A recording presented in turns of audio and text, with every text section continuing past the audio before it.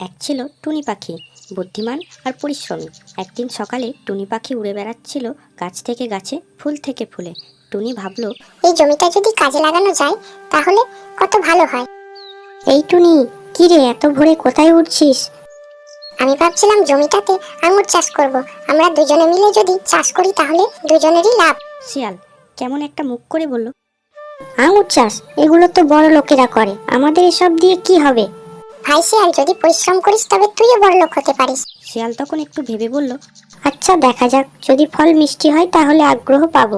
টুনি পাখি আর শিয়াল মিলে একটা পরিকল্পনা বানালো। টুনি বলল, আগে আমাদের জমি পরিষ্কার করতে হবে, তারপর মাটি চাষ করে বীজ কলম বসাতে হবে। শিয়াল মাথা ঝাঁকালো, বেশ।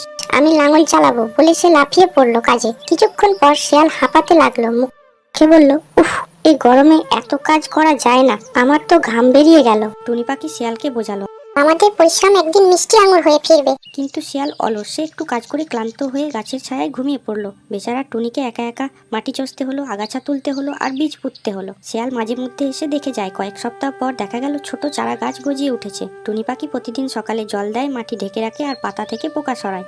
ওহো, গাছ তো উঠেছে দেখছি, কবে ফল ধরবে? ধৈর্য ধর ভাই, ফল ধরতে সময় লাগে, আগে যত্ন নিতে হবে। শিয়াল শুধু মাথা নেড়ে চলে যায়। একদিন প্রচন্ড রোদে গাছগুলির পাতা ঝুলে যায়। টুনি পাখি জল আনতে হবে, না হলে গাছ মারা যাবে।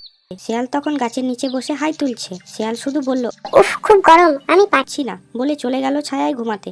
টুনি একাই নিজের ঠোঁটে করে জল এনে গাছগুলি বাঁচালো। একদিন হঠাৎ দেখা গেল একটা গাছের ছোট্ট আঙুর ধরেছে। টুনি আনন্দে লাফিয়ে উঠল, শিয়াল ভাই দেখো, ফল ধরেছে।